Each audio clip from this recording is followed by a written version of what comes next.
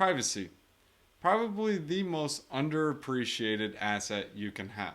I mean, we give all of our data to Google, we give it all to Apple, we give it to Amazon. We basically have people watching us every single day and they know exactly what we do. And even using Bitcoin, Ethereum, and several of the other public by default cryptocurrencies, it actually leaves more of a paper trail. The TLDR on Monero is that it's basically private electronic cash. So if you like the technology of cryptocurrency, this is the same exact concept, except transactions are private. So the only person that knows what you spent or who you spent it to. So it's everything you know and love with Bitcoin, Ethereum, except it's now private. Every single transaction is hidden. So if I transact with another merchant, he just knows that he got money. He doesn't know it came from my wallet. He doesn't know where it came from, but I do have viewing keys as well as transaction keys. That way, if he is like, oh, you never paid me, well, yeah, actually I did, John. So here are some of the core values of the Monero ecosystem.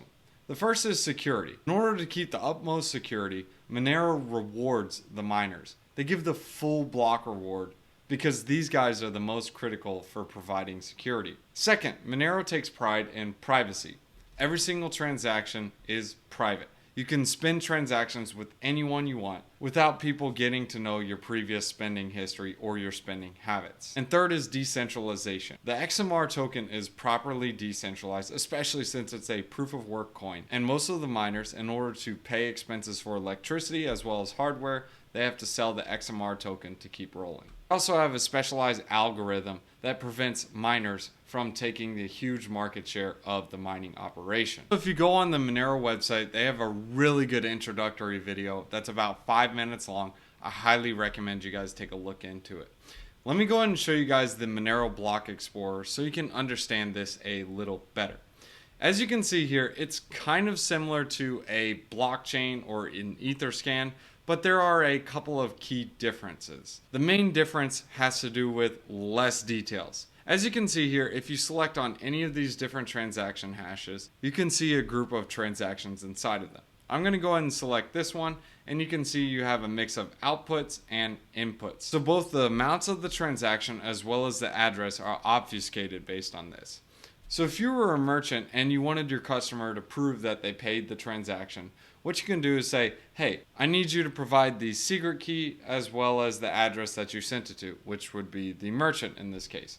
So they would put the merchant's address as well as the secret key, and they would prove payment.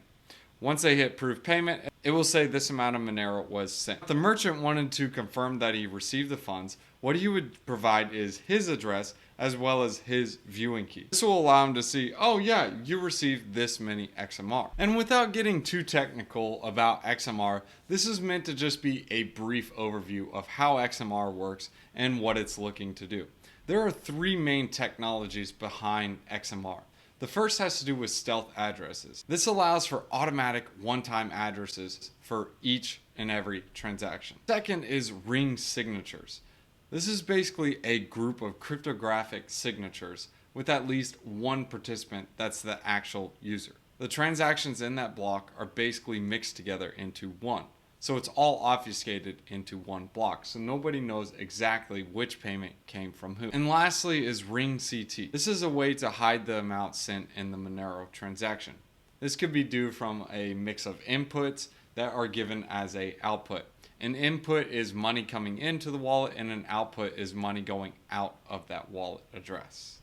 And again, if you'd like to learn more, I highly recommend listening to this video on getmonero.org to get a full overview of what they're looking to do. Now let's go and go over a couple of growth metrics to see how Monero is doing. This is the hash rate chart for Monero. This is always a good chart to look at. As you can see, the hash rate is trending up and to the right. In proof of work coins, what a hash rate is it's a measure of the computation power on a certain network. So in theory, the higher this is, the more secure it is. The reason being is that it takes higher computation power in order to double spend or revert the blockchain. Now here are some of the historical transactions for Monero. As you can see, this is also up and to the right. This is something that you want to see. A dead blockchain would basically be one that is stagnant.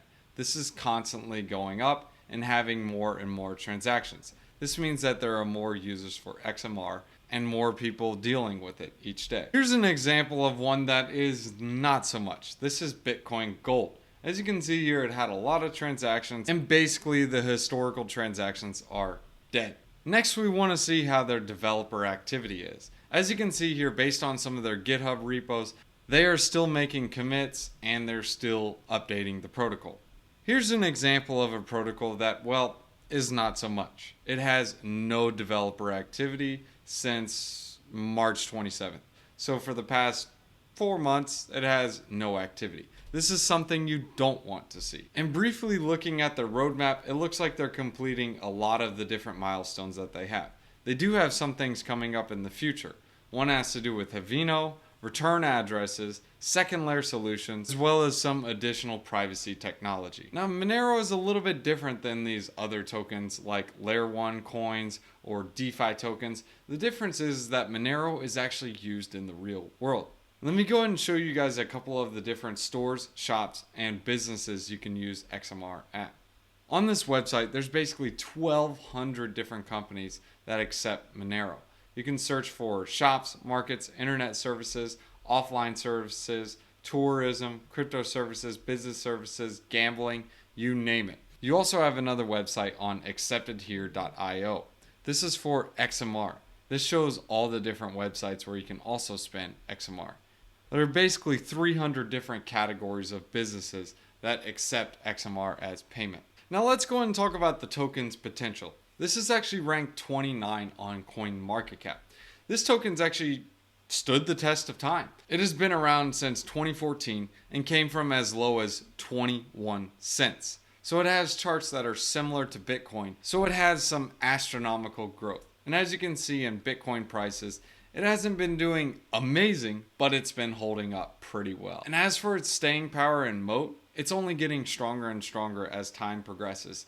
Because similar to Bitcoin, how it capitalized on the digital gold, and even though it's the biggest and slowest mover, it has the most market share because of the network effect. The same goes for Monero. Most people look at Monero and they know Monero as a privacy coin, and anyone who is looking for a private digital cash solution, they go to XMR. And as time goes on, this only strengthens. Especially as new tokens come out, they still need to be proven, and XMR has stood the test of time so far. Now, Monero is not without risks. In fact, there are a couple of risks in particular. The first has to do with government regulation. Sure, the transactions are private and nobody knows who is using what, and they don't know who is transacting with the Monero token, but if someone was able to find out, that wouldn't be a good thing. Next risk is the Monero privacy technology being broken. If that was to break, that's the whole point of Monero, is a private digital cash. And if that is broken, then there is no Monero. There are other risks as well, but these are the two main risks you should be worried about with Monero. Now overall, what are my thoughts on the Monero token? Me personally, I really like the privacy cash solution. This is really important, and people don't understand when they're using Bitcoin, Ethereum, or any of these other blockchains. For the most part, they are public. Anyone and everyone can see every single transaction that you've ever done on that wallet through history. So if you wanted to send your funds to a new wallet thinking you're obfuscating your funds, well, not so much. You can still see that output from your previous wallet address to your new wallet address. So having to go through things like Tornado Cash or going through exchanges and having that risk of a protocol looking at your wallet after you get it out of Tornado Cash like, whoa, you got some tainted coin. Monero doesn't have that problem because all of the tokens are private and nobody knows which tokens came from who. I also think it's a great alternative if you're looking to pay someone and you don't want them to know your transaction history. If it's to a friend, whatever, but if you're paying to someone you don't want them to know your transaction history, then using XMR as a solution would be essential. Let's go ahead and hit you guys with a wisdom one-liner. Proverbs chapter 12 verses 4. A wife of noble character is her husband's crown, but a disgraceful wife is like decay in his bones. Whew, that's rough.